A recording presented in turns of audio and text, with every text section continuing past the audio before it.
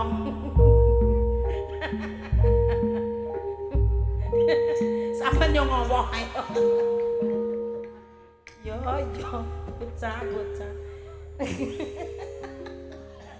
Wis kenek jagone. Banget dipajang kok.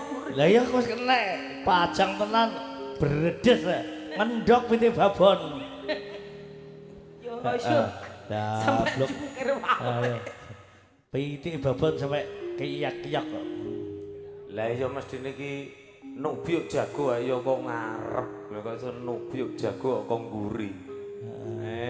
Persis pitik kuwi kok. Ha iya jane wae conto e. Ha ngono sing demek lho kok jagone. Ha iya ya diwalik terus nglempang jagone.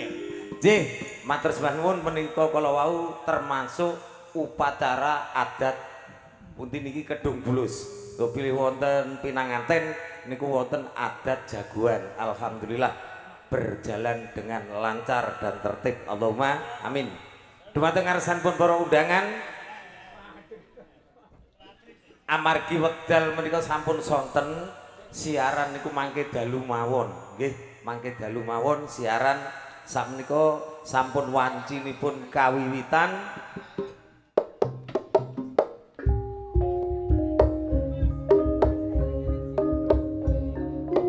Pak Surono pundi Pak Surono niki kangge eling-eling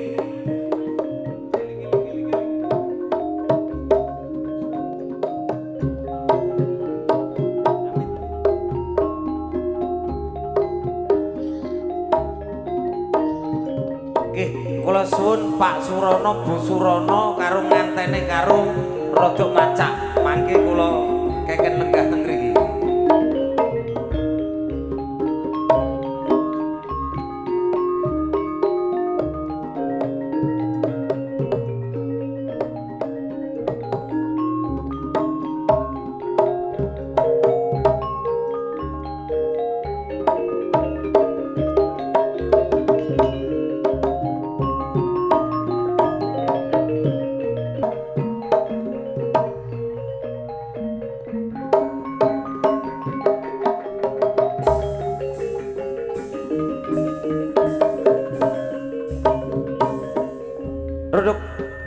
Duduk.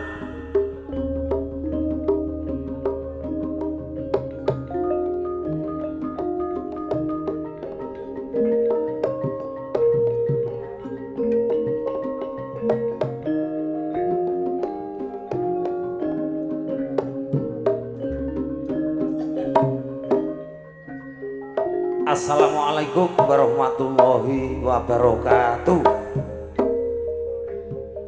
Bismillahirrahmanirrahim. Alhamdulillahirabbil alamin.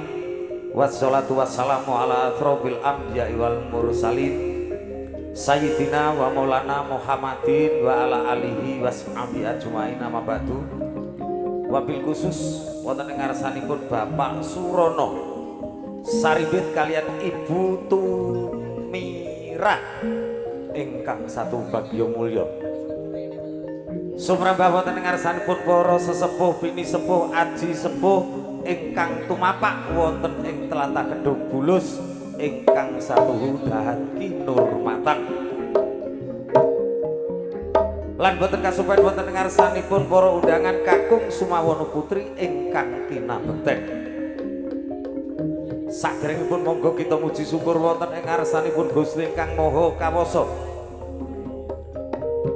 Dene menapa kula lan panjenengan sami wonten ing siang dinten menika saged angrawuhi undanganipun Bapak Surono kanthi rahayu widodara kalis ing sami kala. Kekalih salam sarta selawat muga tetep kunjuk wonten ing junjungan kita Nabi Agung Muhammad Rasulullah sallallahu alaihi wasallam. Dene menapa kula lan panjenengan sami pikantuk bimbinganipun sehingga saged ambedakaken pundi perkawis ingkang hak lan pundi perkawis ingkang batil. Dumateng ngarsanipun para bapak undangan ingkang satu dan kinurmatan dene menapa kula sakanca kru nyung marga laras hangateng wonten ing ngarsa panjenengan sami minangkani pamundhutipun ingkang mengkugati boten sanes katimbalan panjenenganipun Bapak Surana supados toha gelar pawiwahan ingkang arupi suka parisuka langen beksa mulai siang dinten menika mangke ngantos saparipurnanipun pagelaran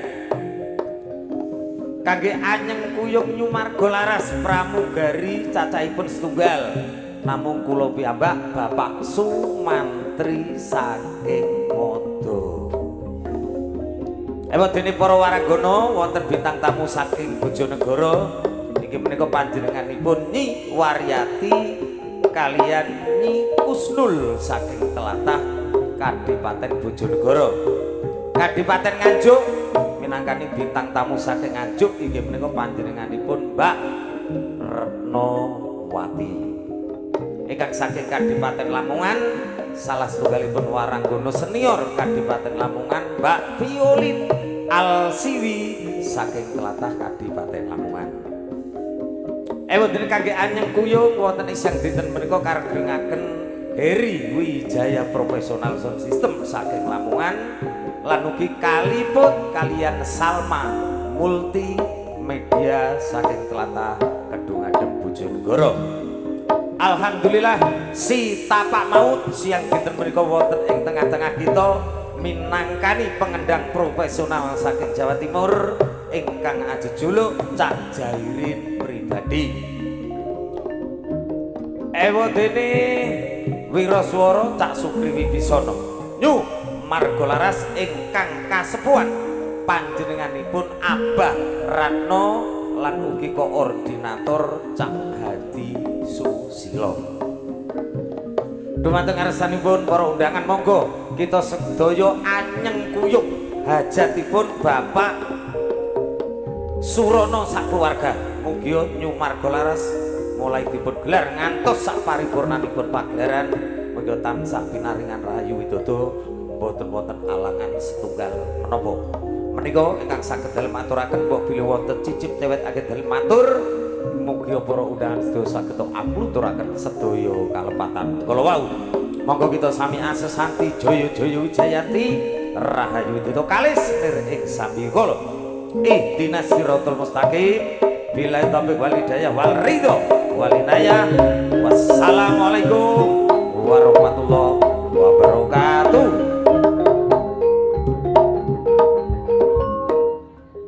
Sampun wancinipun pagelaran kawiwitan kangge amiwiti pagelaran supados kita eling dumateng ngarsanipun Gusti ingkang Maha Kawasa.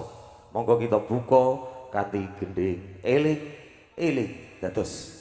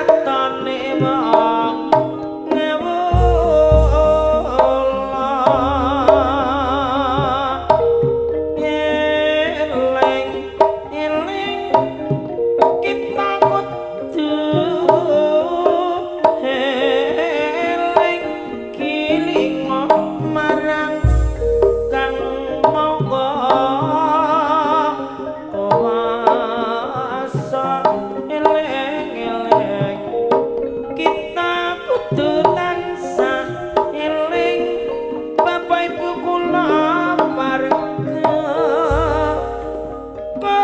kudu eling negarane kudu eling kabudayane luhure kabudayan junjung derajat bangsane eling-eling kudu eling bebasan wae aren mesti kudu eling.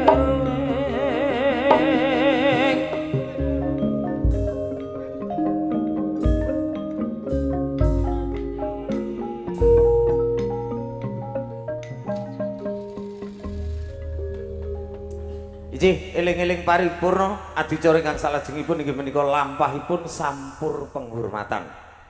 Amargi wonten ing siang dinten menika ingkang kagungan hajat inggih menika Pak Surono. Mila sampur penghormatan kacaosaken wonten ing ngarsanipun Bapak Surono. Supados to mangke sak paripurnanipun Dok Pak Surono, Bu Surono pinanganten kakung kalian pinanganten putri saged minggah wonten ing terata kakung minangkani jejeripun Bapak Surono. Kanthi Dok ayak dados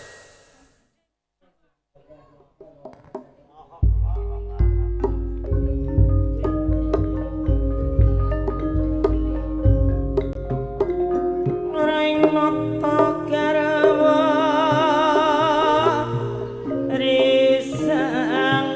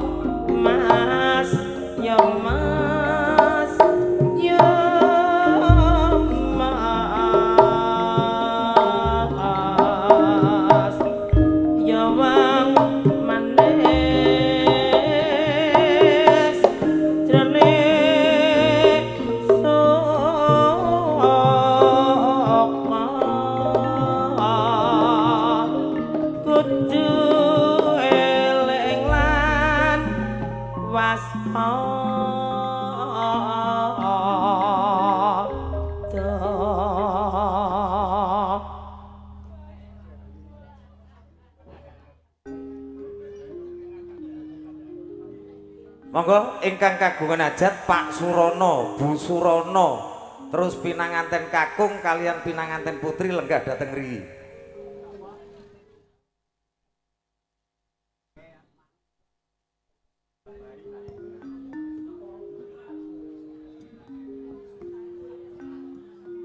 Ngeten. Ngantene nok tengah. Nggih ngantene ten tengah mriki, ngantene ten tengah. Ndak di kiri, Mbak, di kiri, sampean di kiri, sampean di kanan. Ah, wis. Ah, panjenengan wonten ing mriki. Iki tasih. Mboten, bapake jenengan datang mriki napa mboten? Kalih ibuke. Bapak tok. Pak sinten bapake Mas Tamam? Nggih, aku apal iki, Mas Tamam. Bapakipun Mas Tamam. Mangke.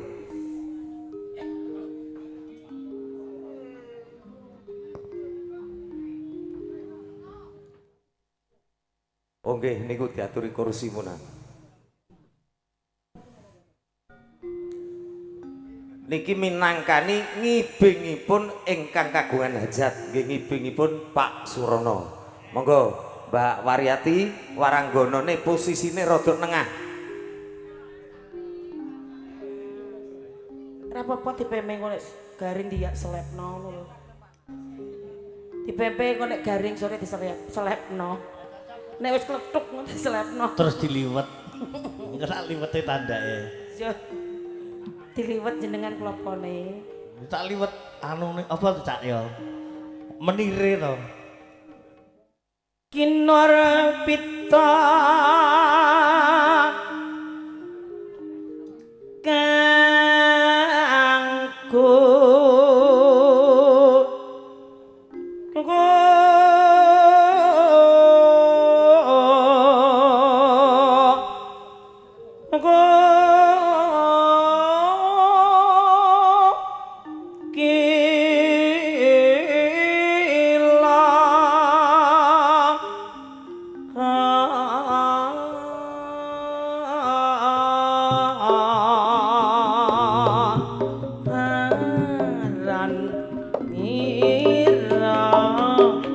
Latek glinding maliling milang miling miling miling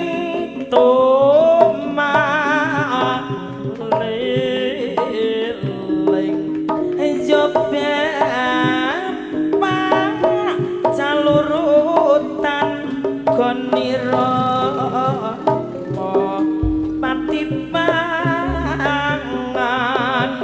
dasar kewes turjo cekat cekat cekat gladek belang tembang neng pipi no lanang karo adon cucuk abang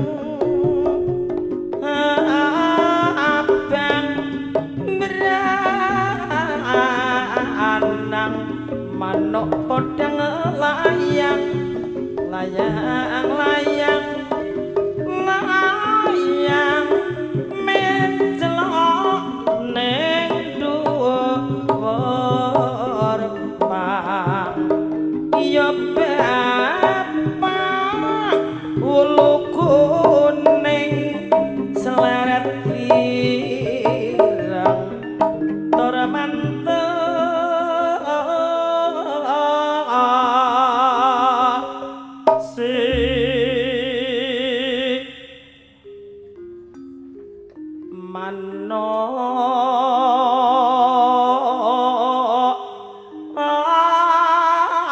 ampret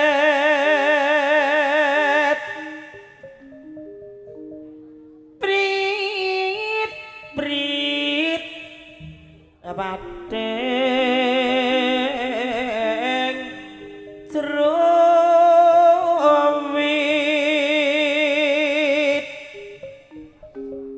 wit wit calo rotan kenirang